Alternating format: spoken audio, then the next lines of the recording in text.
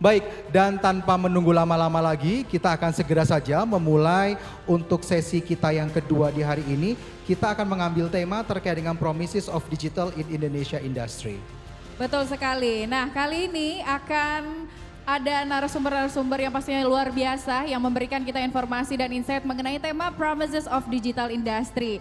Saya akan mengundang langsung untuk sesi yang kedua moderator kita ada Bapak Indra Utoyo.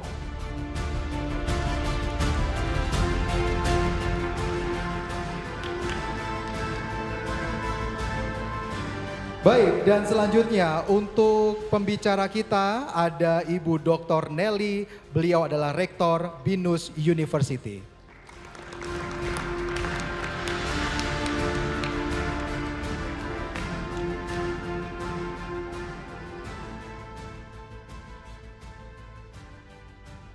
Dan selanjutnya berikan tepuk tangan juga kepada pembicara di sesi yang kedua Bapak Niko Wijaya Founding CEO BRI Venture.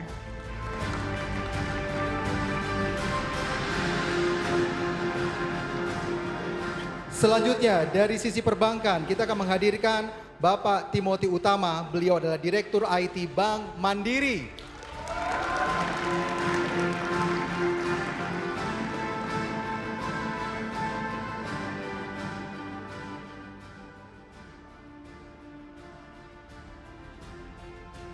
Dan yang terakhir tidak kalah luar biasa, kami akan mengundang Bapak Planius Simanulang, Director of Digital Transformation Danone Indonesia.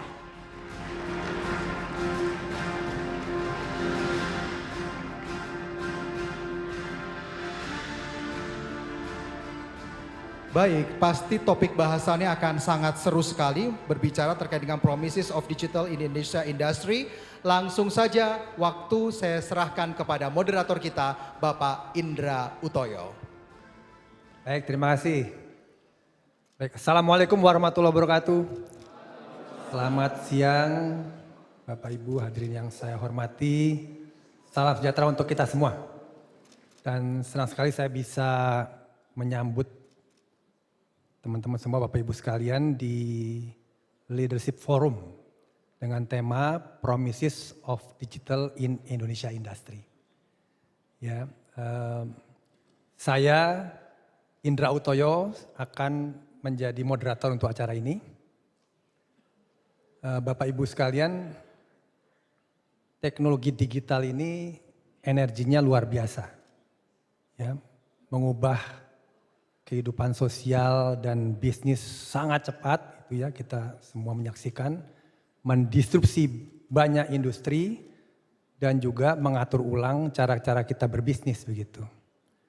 Maka transformasi digital itu bukan lagi pilihan, tapi sebuah keharusan bagi semua industri supaya bisa tetap relevan dan bisa adaptasi dengan dinamika perkembangan lingkungan bisnis. Nah, terkait dengan perubahan teknologi yang sangat cepat, saya rasa dampaknya juga sangat besar bagi berbagai sektor dan bidang industri.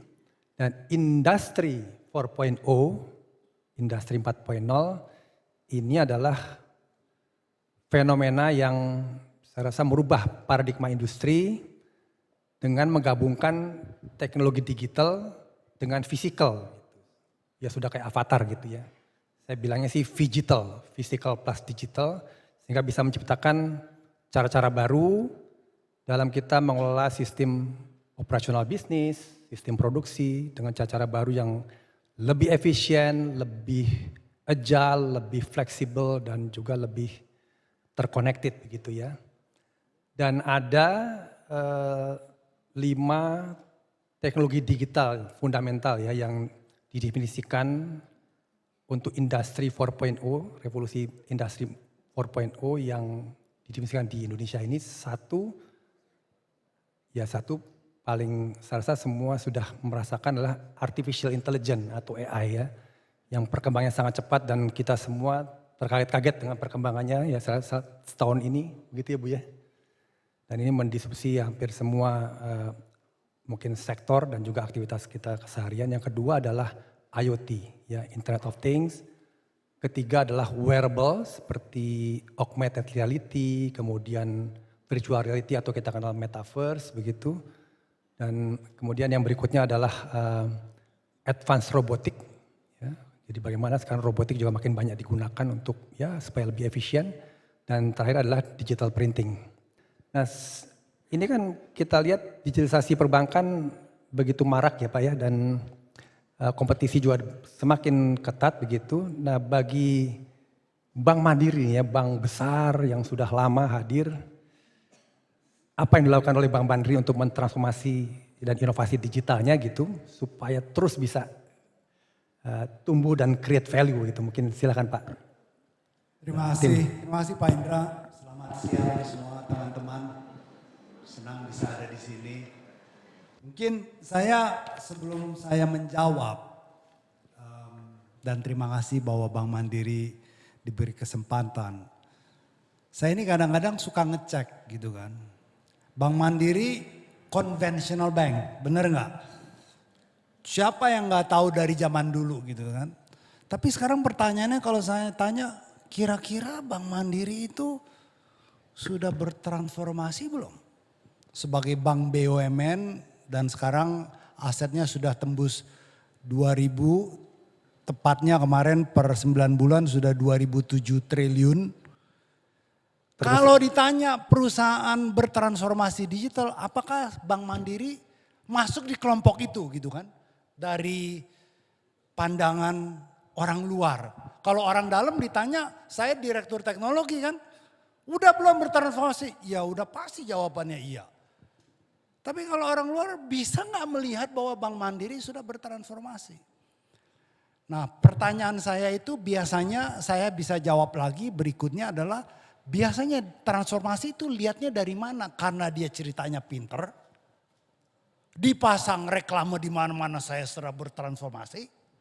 Saya panggil Pak Indra Utoyo bilangin Bank Mandiri bagus. Si tempatnya Pak Niko semuanya investasi masukin ke Bank Mandiri gitu kan.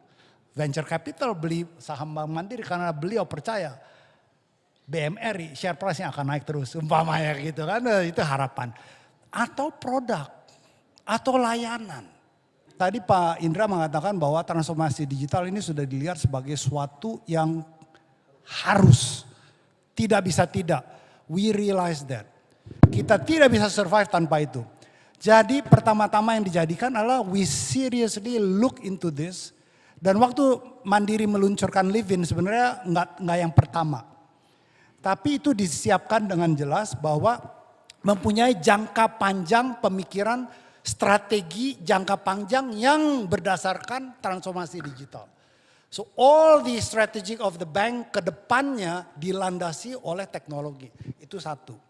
Waktu saya masuk kedua adalah mendapatkan kejelasan ini mau diapain teknologi. Karena semua orang bicaranya sama, transformasi. What does it mean for Bank Mandiri untuk menjalankan ini. Jadi semua strategi yang kita bikin landasannya adalah itu. Yang kedua adalah kita berpikir lagi bahwa untuk itu diperluin apa teknologi. Saya nggak akan bahas strateginya, saya bahas teknologinya. Adalah capability yang harus ada. Nah capability itu dilandasi apa? Nah saya cerita waktu saya masuk ke ruang lebih 3 tahun yang lalu. Teknologinya Mandiri 2.200 orang. Fast forward 3 tahun, sekarang saya udah mau 3 tahun. Teknologi Mandiri 4.400 orang.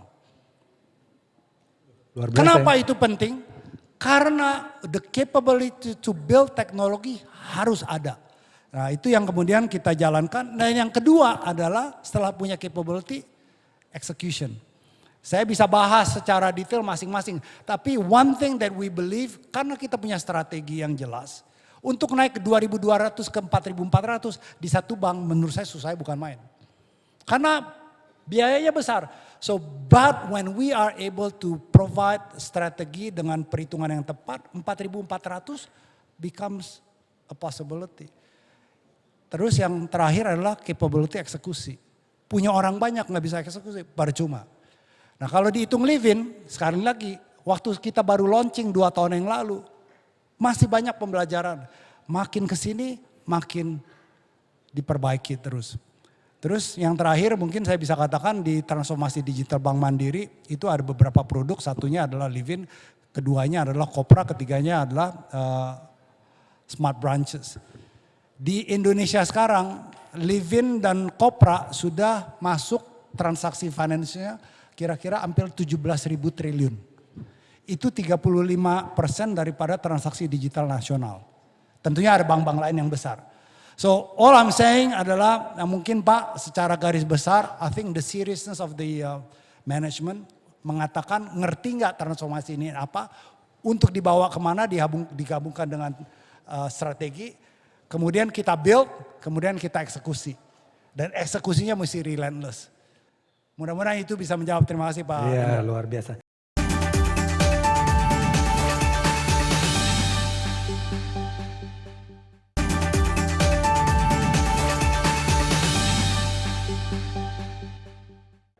Ada satu identity yang ingin terus didorong dari transformasi digitalnya Mandiri nih ya, dengan Livin nih ya.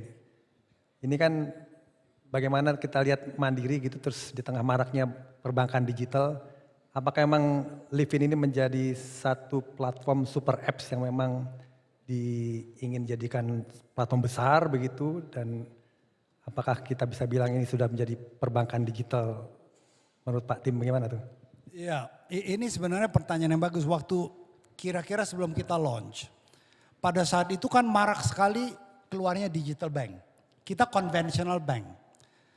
Terus menyikapi untuk digital capability itu ada strategi yang berbeda-beda. Dan saya mengatakan yang satu benar atau yang satu salah. Tapi buat kita bertanya, digital itu artinya apa? Digital itu apakah karena saya mempunyai bank baru? Pada saat itu Raya punya, Blue punya, Jago ada, Neo Commerce ada dan lain-lainnya. Apa artinya digital? Nah buat kami memaknai digital mengatakan bahwa digital itu karena nasabahnya tidak harus datang ke cabang. Mau mereknya A, B, C, kalau capability memberikan capability bahwa si nasabah dari menjadi nasabah sampai menyelesaikan semuanya tanpa harus ke cabang, itu digital. Jadi kami menyikapinya mengatakan kalau gitu kita bikin digital bank di dalam Bank Mandiri melalui super app. Sekarang pertanyaan, kenapa super app?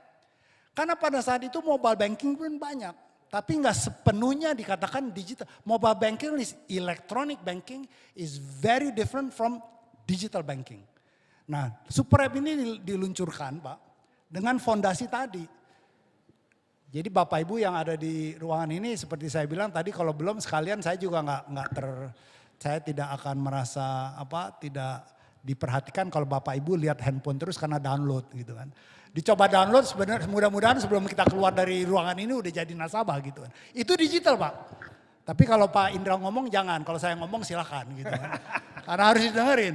Nah kembali lagi dengan adanya itu Pak Indra, kita bangun super app. Nah untuk super app bisa jadi, nasabah cuma perlu dua. UI, UX.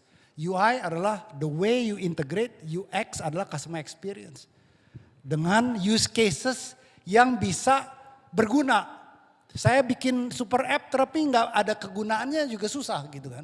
Nah itu kemudian saya bisa bersyukur mengatakan bahwa kita launch Livin Super App itu di Oktober 2021, fast forward 22 tahun ke 2023. Hari ini kita start dari nol, Livin by Mandiri itu sudah punya 21 juta pengguna. Dengan kalau GTV-nya saja sudah kira-kira 3.000 triliun. Untuk Livin doang, terus untuk transaksinya udah kira-kira 2 billion. Jadi super app ini sangat dipakai gitu kan. Tapi sekali lagi kita akan terus bangun dengan kekuatan digital itu. Jadi artinya kembali ke situ Pak. So we believe the super app is a key component untuk digital capability kita. Terima kasih. Wah, oke, luar biasa aja, berarti Mandiri udah bikin ekosistemnya lumayan lengkap ya, artinya B2B2C kan, tadi ada yang B2C-nya, ada yang B2B-nya, wah luar biasa nih. Berikutnya saya mungkin ke sektor yang real ya, di Danone ini. Ini Danone ini kan dari industri FMCG ya. tentu agak beda dengan bank nih. Kalau bank nih juga untuk jadi nasabah bank harus ada KYC-nya dan sebagainya begitu. Kalau FMCG ini kan barangnya langsung ke market, gimana kita engage dengan customer. Ini salah satu hal yang juga mungkin menarik dan mungkin bisa diceritakan Pak Planius bagaimana di industri FMCG Danone ya melakukan transformasi digital supaya bisa lebih engage nih dengan customer. Silakan Pak Planius. Baik, terima kasih Pak Indra. Setidaknya saya introductions dulu mengenai Danone ya, supaya mungkin Bapak Ibu kenal gitu. Danone sendiri kita punya misi untuk menyediakan kesehatan untuk sebanyak mungkin masyarakat lewat produk hidrasi maupun nutrisi. Jadi produknya ada Aqua, ada juga susu pertumbuhan. Kalau tahu SGM, Bebelac dan Nutrion Royal itu produknya Danone. Nah, jadi saya mewakili dari produk nutrisi. Apa yang kita lakukan sebenarnya dari transformasi digital? Pada akhirnya tadi saya setuju dengan poinnya Pak Timothy bahwa ketika kita punya sesuatu, kita harus menjawab kebutuhan konsumen. Tadi begitu ya Pak, kalau underline-nya gitu. Nggak mungkin kita buat sesuatu hanya untuk for the sake of kita mau buat. Jadi kalau tadi Mandiri punya barang jadi yang kelihatan, kalau di saya tuh mungkin tidak begitu kelihatan gitu. Tapi ada wujudnya juga. Karena transformasi digital berarti apa sih kalau di kita end-to-end consumers journey, bagaimana kita bisa adding value ke consumersnya kita. Jadi di sana mengawinkan antara data, teknologi, dan bagaimana akhirnya kita bisa terkoneksi untuk melakukan engagement terhadap consumers. Jadi hal yang saya lakukan ketika kita mentransformasi digital dari sisi sektor ini, di mana kesannya bisa nggak sih masuk ke dalam sisi digital dunia FMCG yang kesannya sepertinya lambat berinovasi kalau dari sisi digital gitu. Nah yang kita lakukan sebenarnya adalah bagaimana kita akhirnya itu mengerti kebutuhan konsumen. Karena ketika kita mau melakukan marketing, melakukan aktivitas buat consumers, pada akhirnya apa sih menjawab kebutuhan konsumen. Saya yakin juga Livin ketika di launch memperhatikan apa sih kebutuhan spesifik konsumen. Kalau kita juga sama, untuk bisa mengerti kebutuhan konsumen, jadi kita berinvestasi untuk memiliki data gitu ya, data konsumen. Nah di sini transformasi yang kita lakukan benar-benar bagaimana kita mengerti konsumen, karena konsumen kita unik, ibu ya. Ibu di mana memiliki anak yang dia memiliki banyak kita bilang pain points atau issues ketika dia hendak menumbuh kembangkan anaknya. Sehingga satu hal yang menarik ketika kita melakukan transformasi digital adalah bagaimana kita sebagai FMCG company punya data konsumen. Mungkin sebagai statistik sedikit, jumlah kelahiran di Indonesia sehari itu kira-kira 10.000 sampai 15.000. Karena per tahun itu sekitar 4,5 juta. Dan itu menjadi potensial consumersnya kita. Tapi dalam waktu bersamaan, sekitar segitu juga akan graduate sebagai konsumennya kita.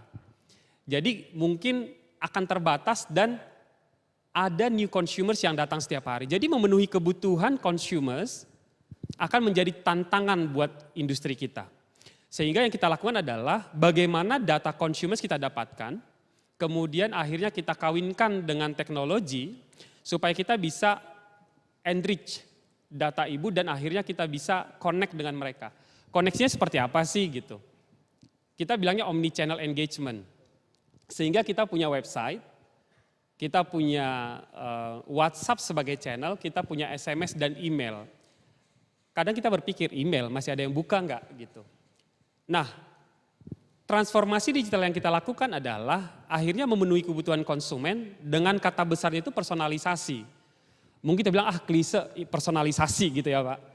Tapi akhirnya adalah setiap consumers unik. Ibu yang punya anak umur 1 tahun kebutuhannya berbeda.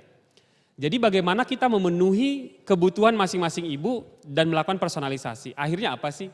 Relevan konten kepada ibu yang tepat di waktu yang tepat. Itulah yang kita lakukan Pak Indra ketika kita melakukan transformasi digital. Bagaimana mengawinkan data untuk kita bisa understand kebutuhan consumers, kemudian bagaimana kita terkoneksi dengan mereka.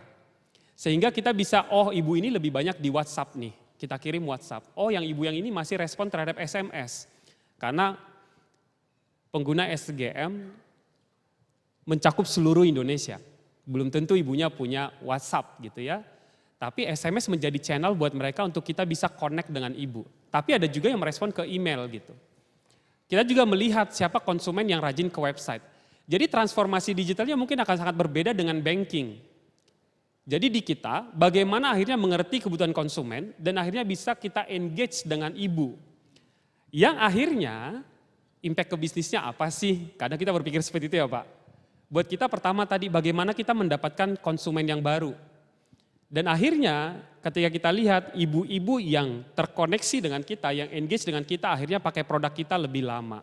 Nah makanya tadi bagaimana mendatangkan value kepada consumers di setiap touch point yang pada akhirnya konsumen juga kasih value balik ke kita dengan mereka memilih produk kita gitu Pak. Dan transformasi yang penting adalah semua orang berbicara mengenai data. Bagaimana data bisa cepat kita dapatkan supaya kita bisa mengoptimisasi. Jadi kita juga berinvestasi dari sisi marketing. Mungkin di sini banyak mahasiswa di mana kita mungkin belajar digital marketing melakukan advertising.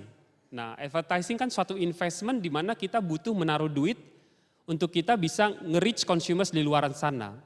Dengan kapabilitas yang kita bangun, kita bisa lihat real time. Bagaimana performance kita dan melakukan optimisasi dan apakah orang yang kita reach akhirnya beli produk kita apa enggak gitu. Selama ini kan dunia marketing begitu ya Pak, agak putus. Di mana ya udah investasi tapi nggak tahu akhirnya beli produk apa enggak. Nah, dengan transformasi digital yang kita punya, dengan kapabilitas data yang kita bangun, akhirnya kita bisa punya performance yang kalau dibilang near time lah Pak. Mungkin belum real time tapi near time. Setidaknya performance kemarin kita bisa lihat hari ini. Nah, impactnya ke bisnis apa? Ya kita bisa optimisasi dan akhirnya mendatangkan efisiensi yang akhirnya apapun yang kita lakukan lebih efektif.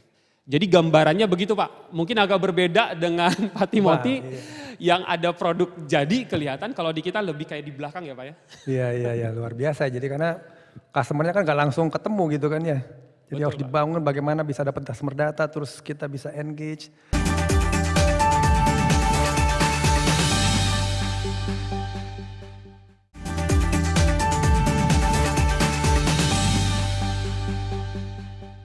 In association with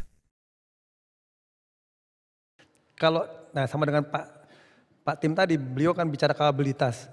Jadi capability apa tuh yang di-invest Danone ya supaya bisa terus tadi ya bisa compete juga dengan FMCG yang lain terkait dengan kapabilitas digital di Danone gitu.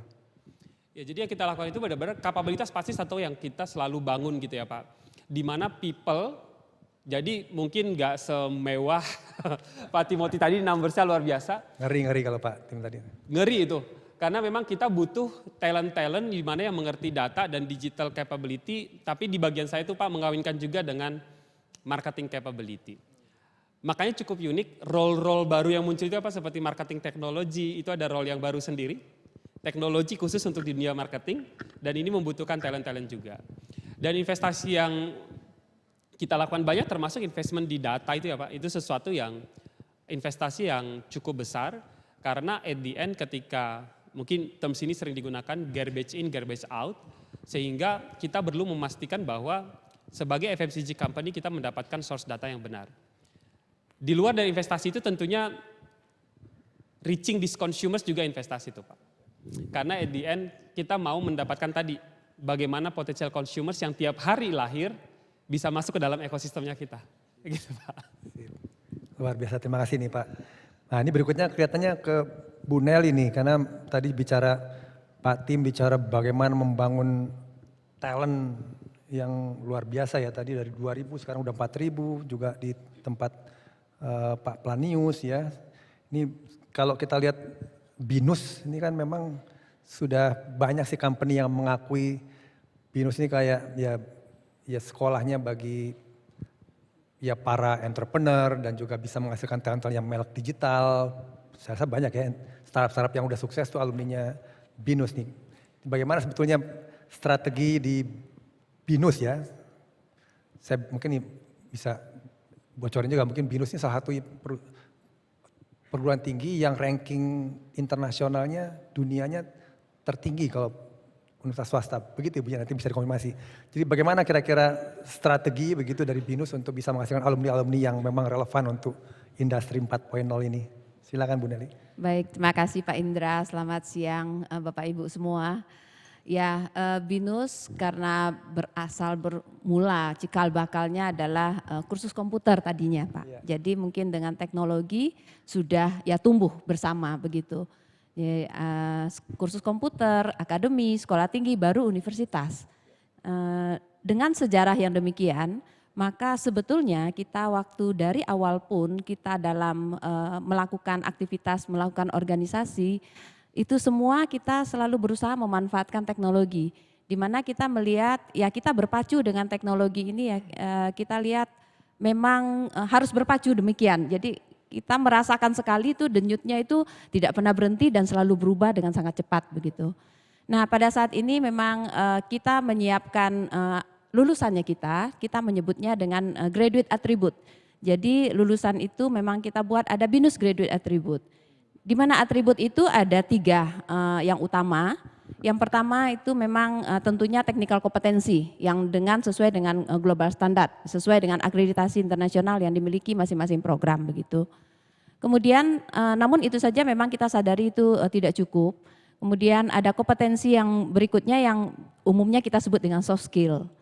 Kita memilih ada 8 soft skill sebetulnya untuk BINUSian, lulusannya kita.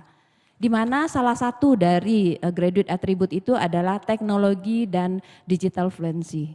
Jadi semua soft skill ini, 8 atribut ini dititipkan ke mata kuliah tertentu yang relevan. Sehingga karena kita sadar sekali bahwa ke depan kita tidak bisa lepas lagi nih dengan teknologi dan digital ini begitu. Tapi punya technical kompetensi, punya soft skill itu belum cukup, harus memiliki karakter. Itu yang kita pelajari. Sehingga yang ketiga adalah karakter. Value yang harus dimiliki oleh semua lulusan BINUSian. Yang kita singkat dengan SPIRIT atau spirit gitu, strive for excellence, perseverance, harus punya integritas gitu, punya respect dan harus berinovasi dan teamwork. Itu adalah value yang membungkus semua yang menjadi nilai dari lulusannya kita. Yang kita harapkan nanti dengan graduate attribute ini, lulusannya itu bisa masuk berkarya apakah menjadi employability atau menjadi entrepreneur secara global. Baik, mungkin saya pindah ke Niko nih ya. Venture capital ini kan memang industri yang ya mendukung, mendanai inovasi gitu ya. Mungkin seperti apa gitu upaya venture capital untuk bisa menumbuhkan startup-startup inovasi digital gitu. Thank you Pak Indra. Teman-teman di sini masih ada yang jadi startup founder atau udah nggak laku sih startup founder? Angkat tangan yang startup founder. Oh, nggak ada beneran. Udah balik kerja lagi semua Pak sekarang seperti. Jadi udah, ini Bapak ini, oke. Cuma satu ya dari sekian banyak. Jadi sudah mulai sober lagi sekarang. Jadi kalau kita bicara modal venture capital itu masih sangat muda sekali bukan hanya di Indonesia tetapi di Asia Tenggara. Ya, karena kadang-kadang kedengarannya kapital itu kapitalisme dan nggak terlalu banyak ya dari kita yang paham juga sebenarnya bisnis apaan sih gitu ya. Namun modal ventura kalau di Amerika Serikat itu mulai dari tahun 70-an Pak, sebelum saya lahir itu. Di mana selalu ada kondisi di mana interest rate itu almost zero. Biasanya tuh uang murah sekali di luar gitu ya dan akhirnya mengarah kepada mencari inovasi yang baru, mencari growth segment yang baru istilah seperti itu. Kalau kita perhatikan di Asia Tenggara dan khususnya Indonesia, itu dimulai sejak kapan sih? Mungkin dimulai sejak tahun 2010 ya. 2010 itu kalau teman-teman ingat 2010 ada apa sih? Ada Tokopedia dari BINUS juga. Dari BINUS. Diinvestasikan oleh salah satu modal ventura dari Jepang. Nah jadi modal ventura ini di Indonesia ini awalnya mungkin sangat kecil sekali. Sampai sekarang masih kecil sebenarnya di Indonesia. Jadi kalau kita lihat dari mungkin dari total berapa mungkin 30 miliar US dollar yang masuk ke Indonesia itu mungkin uang Indonesianya hanya sekitar 5% kali Pak dari total semuanya. Jadi memang dana-dana ini mencari the next segment of growth. Dan the next segment of growth adalah Indonesia. Pada saat itu ya, 2010, 2011 mencari, mungkin hari itu bukan AI atau robotik, tetapi mencari Web 2. Web 2 itu sosial media, Web 2 itu platform untuk berdagang, embedded finance gitu ya. Itu salah satu kategori yang hari itu, mungkin hari ini kita bicaranya AI gitu ya. Nah, dengan demikian kita melihat tentunya setiap cycle startup, pendanaan startup gitu ya, itu tentunya akan ada koreksi. Akan ada saat di mana pendanaan tersebut sudah tidak lagi mudah, sudah tidak lagi gampang. Nah mungkin teman-teman juga jarang yang jadi startup founder karena susah banget dapat pendanaan hari ini. Bukan karena modal venturanya tidak ingin mendanai, tetapi memang sekarang cost of fund semakin mahal. Ditandai dengan inflasi yang naik dan terus of course ada interest rate di Amerika Serikat gitu ya yang naik. Jadi membuat pendanaan, dan apalagi ada banyak berita mengenai overvaluation kemarin di WeWork mau bangkrut Pak, kemarin kita baca beritanya ya meskipun masuk sudah di Nasdaq tetapi tetap filing untuk bankruptcy. Jadi kita melihat nih ada fenomena di mana koreksi ini terjadi gitu. Nah koreksi ini terjadi tentunya bagus sekali untuk industri, di mana ada koreksi berarti ada pembelajaran. Dan di mana pembelajaran tersebut itu kalau kita lihat the next 10 tahun di Indonesia atau di Asia Tenggara mungkin akan ditandai oleh perkembangan Web 3. Web 3 yang disertai dengan AI, disertai dengan robotik, disertai dengan IoT gitu. Mesin yang belajar, mungkin kali ini kalau kita bicara AI, kita bicara bukan lagi hanya dalam bentuk chatbot, zaman dulu kan chatbot gitu ya kalau AI. Sekarang itu mungkin lebih generatif AI yang dapat digunakan dengan multiple use cases yang ada. Teman-teman kalau pernah chat GPT pernah cobain mencari formula matematika gak sih? Atau mencoba formula fisika atau astrofisika yang menarik-menarik seperti itu. Saya coba Pak, itu menarik banget. Kemarin saya sempat plotting rumus formula untuk election. Tentang udah mau pemilu ya. Dan kurang lebih robot lagi. AI ini mengerti gitu apa yang terjadi sekarang ini Amerika Serikat, Indonesia dan sebagainya dan dunia seperti apa. Dan di sini kita bicara nanti use case atau penggunaan AI itu akan jauh lebih menarik gitu, dibanding hanya cuma nyontek paper gitu kan istilahnya ya kan. Hari ini akan bebaskan dan kalau kita lihat internet atau komputer kata Steve Jobs ya adalah bicycle for the mind. Kalau AI itu rocket ship for the mind. Ini akan jauh sekali menambah mendalami IQ kita akan lebih tinggi lah tentunya dengan bantuan AI seperti ini. Dan ini merupakan hal yang ditunggu gitu oleh para investor luar juga sembari menunggu koreksi yang terjadi, melihat the next potensi di Indonesia itu apa sih gitu. Dan tentunya tanpa adanya talenta yang mendukung, karena kita akan lompat nih dari e-commerce, fintech gitu ya. Nanti kita lompat ke Web3 ini lompatan jauh Pak di sini. Lompatan yang rasanya para talenta-talenta yang di Web 2 kemarin itu akan harus berevolusi menjadi Web 3 dengan waktu yang sangat singkat gitu. Nah ini kenapa di BINUS kata Bu Nelly tadi ada AI itu mandatory, itu menarik banget Bu di sana. Dan harus itu menurut saya juga. Dan tentunya menunggu karena Indonesia memiliki bonus demografi gitu ya. Dan anak muda yang sangat digital native lah istilahnya Pak. Ini tentunya akan menjadi pasar yang sangat menarik sekali bagi modal ventura di luar untuk kembali lagi berinvestasi di Indonesia gitu. Dan ini akan berbeda sekali seperti itu Pak. Hari ini masih adem-adem aja gitu.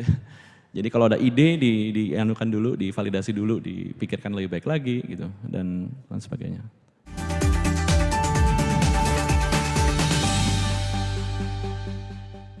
In association with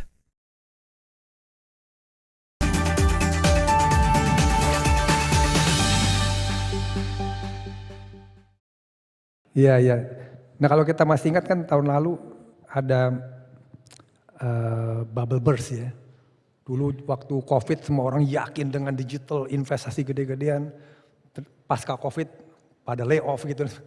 Terus juga valuasi game sudah serasa game over ya, kita kembali to basic. Kira-kira bagaimana tuh menyikapinya dan mungkin ke depan akan seperti apa nih venture capital? Ini fenomena menarik sekali Pak Indra, dan saya merenungkannya dengan menulis buku kemarin. Chasing Unicorns ya, itu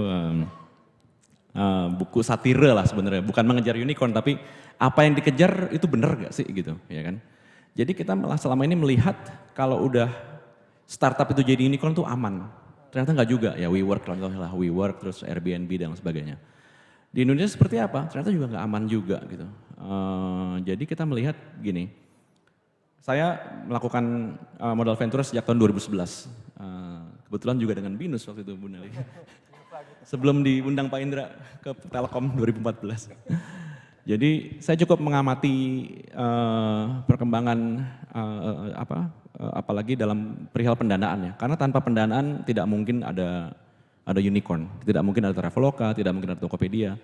Karena pendanaan itu tadi memberikan ruang gitu untuk berkembang gitu ya. Di mana yang dicari hari itu adalah validasi model bisnis yang baru gitu. Mungkin teman-teman belum lahir di sini, tapi ada saatnya Tokopedia itu COD loh. Cash on delivery, ya kan? Belum ada wallet, belum ada credit card atau bahkan payment yang lain, masih COD gitu, dan barangnya masih belum tentu sampai hari itu ya. Nah ini menurut saya bubble burst seperti ini hal yang sangat serius sekali gitu. Kita pikir bubble burst ini akan terjadi tahun 2020. Nah tetapi tahun 2020 karena COVID itu membuat semua perusahaan teknologi sahamnya itu naik. Karena demand-nya meningkat gitu kan. 2021 ternyata sama, malah lebih tinggi lagi dari sebelumnya. Disinilah terjadi overhiring. Nggak cuma di Indonesia Pak, di luar negeri juga sama. Di Facebook misalnya, ya kan, di Google misalnya. Itu ada banyak terjadi overhiring yang sangat tinggi.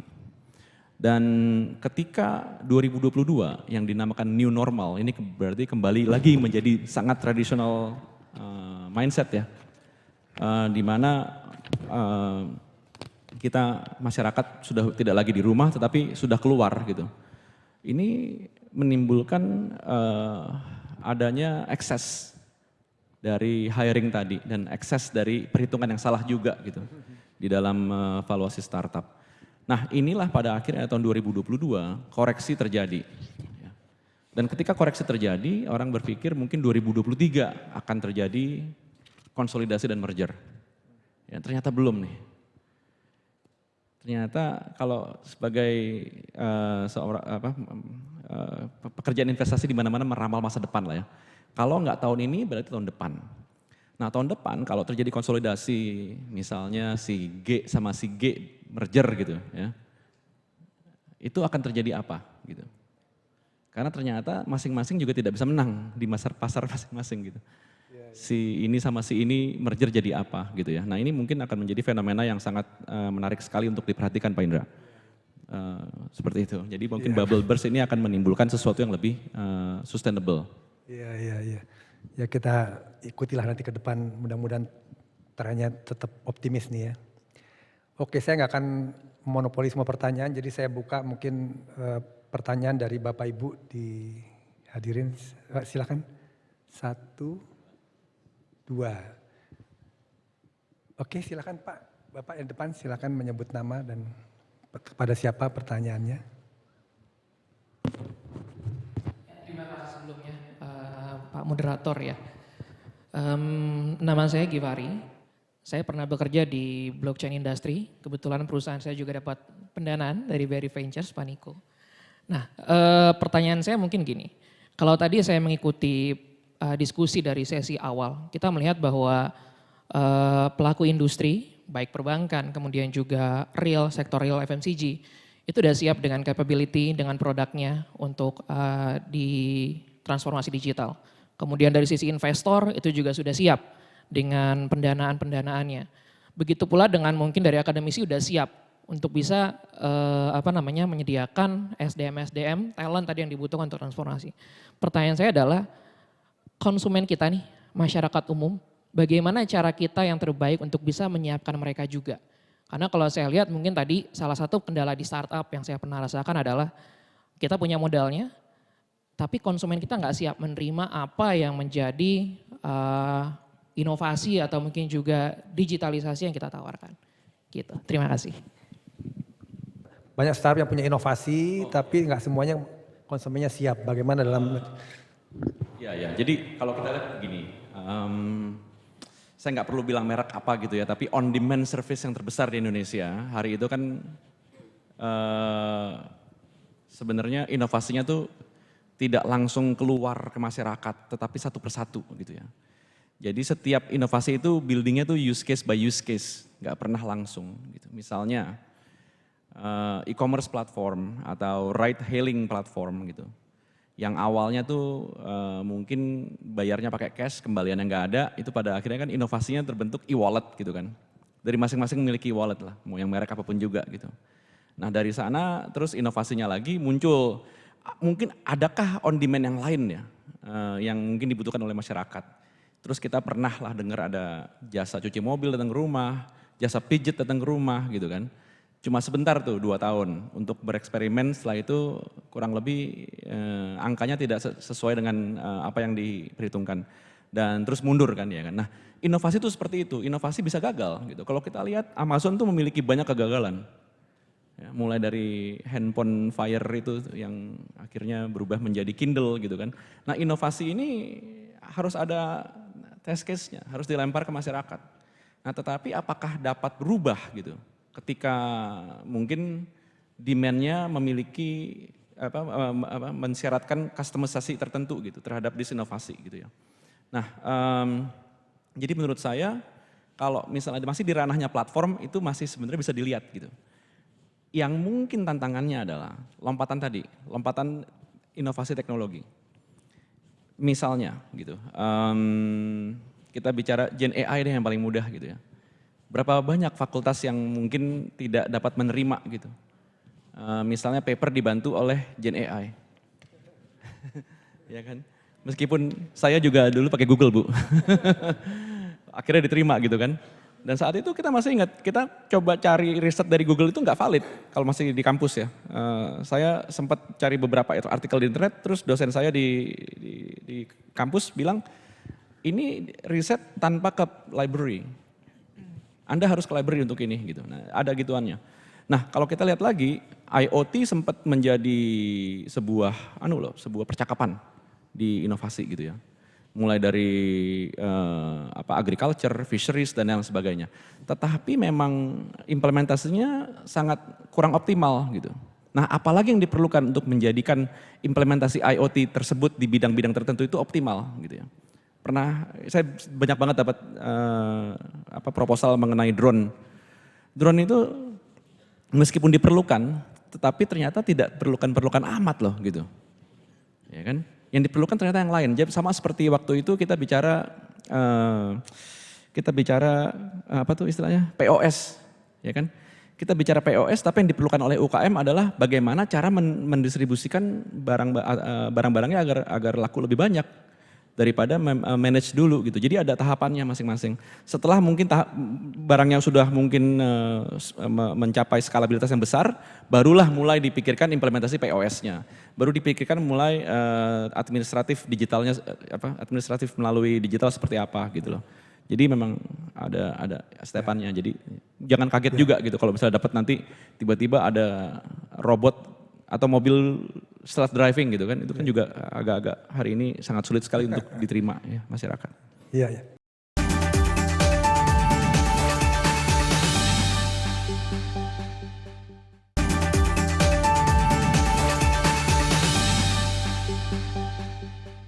Wah, silakan Pak. Nah, ini menurut saya pertanyaannya bagus sekali. Karena buat saya pribadi, inovasi itu adalah pertanyaan tiap hari. Livin waktu keluar cuman ada kira-kira 40-an featuresnya. 2 tahun kemudian 85. Itu inovasi.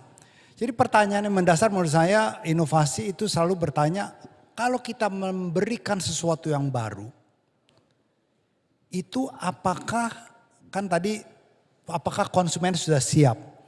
Jadi saya rasa yang buat kami di dalam yang kita jalankan, and I don't think this is the only way, adalah bertanya, apakah ini akan menyelesaikan masalah.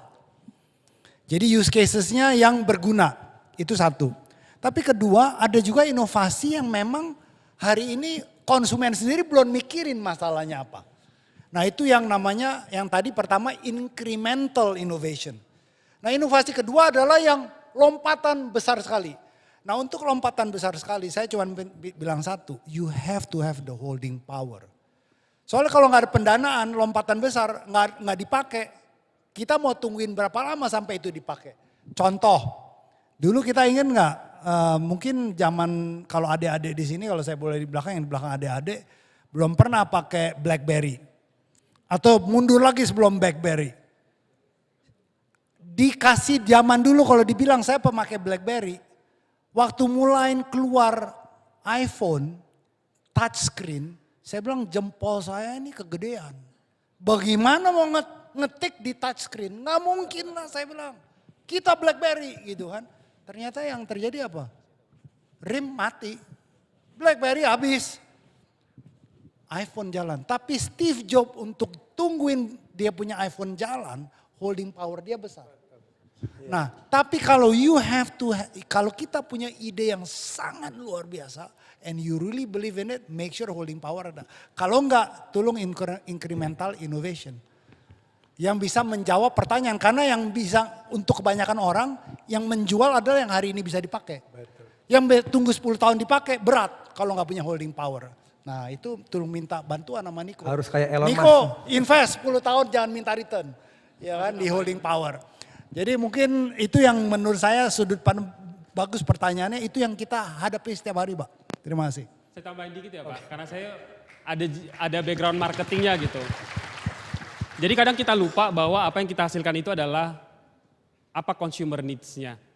Karena kita pun dari sisi brand kadang ya udah kita buat aja supaya keren biar dilihat kita launch, nggak ada yang pakai. At the end, makanya tadi ketika kita transformasi digital, data menjadi penting tapi untuk apa? Consumer understanding. Apa sebenarnya pain points consumer bergerak dari sana? Makanya tadi use case yang disampaikan tadi, Pak Niko bilang satu use case, apa yang menjadi kebutuhan, baru nanti di-develop. Tapi memang ketika berpikir inovasi harus jauh ke depan, tapi ketika kita launch sesuatu based on consumer needs, sehingga consumernya pasti ready karena kita menjawab kebutuhannya mereka. Itu sih Pak tambahannya sedikit. Oke, makasih Bu Nelly. Baik ya, sharing sedikit. Ini kelihatannya memang topik pertanyaan yang menarik Pak. Sehingga ya BINUS, bagaimana peran BINUS waktu itu? Kita sebetulnya dari lalu memang sudah menggunakan learning management system sebetulnya dari tahun 90. Jadi kita sebetulnya merasakan sekali bahwa kita tahu ada teknologi, kita tahu ini sangat membantu efektivitas proses pembelajaran. Kita tahu pembelajaran tidak hanya di dalam ruang kelas, kita tahu culture itu, habit itu harus ditumbuhkan begitu untuk masa depan. Tetapi memang kita lihat ternyata lapangan kesiapan di lapangan juga belum siap. Apakah waktu itu juga infrastruktur gitu, internet tidak seperti saat ini. Nah mungkin menjawab berdasarkan pengalaman demikian, universitas sebetulnya kan memang memiliki kewajiban mahasiswanya, dosen terutama ya. Kalau mahasiswa itu role dari universitasnya sendiri harus melakukan pengabdian pada masyarakat. Yang kita lihat pada saat itu waktu Topet pertama kali ada, mungkin kan belum semua bisa memanfaatkan. Tapi cita-citanya sungguh mulia begitu. Sungguh ingin bagaimana semua orang UMKM itu bisa tumbuh begitu dengan sangat mudah begitu berinteraksi.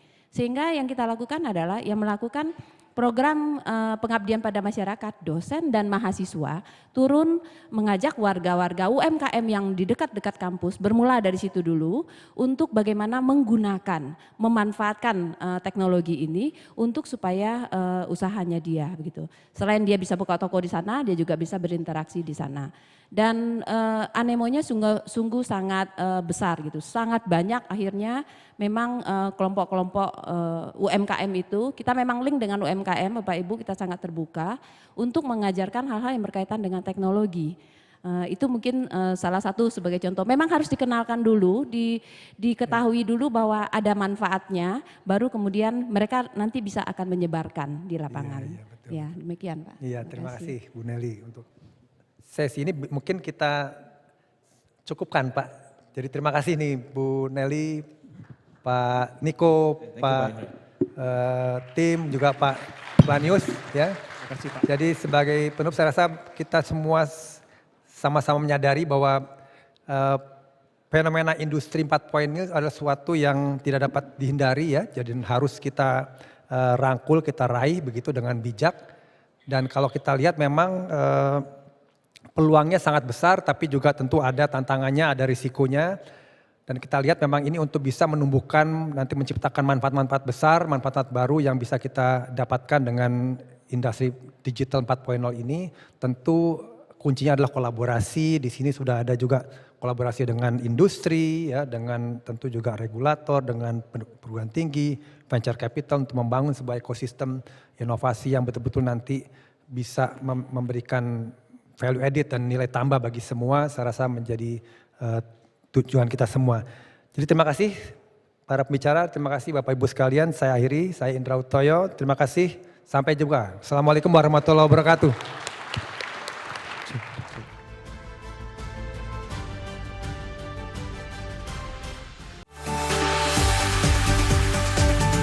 Terima kasih Anda baru saja menyaksikan Digital Creative Leadership Forum.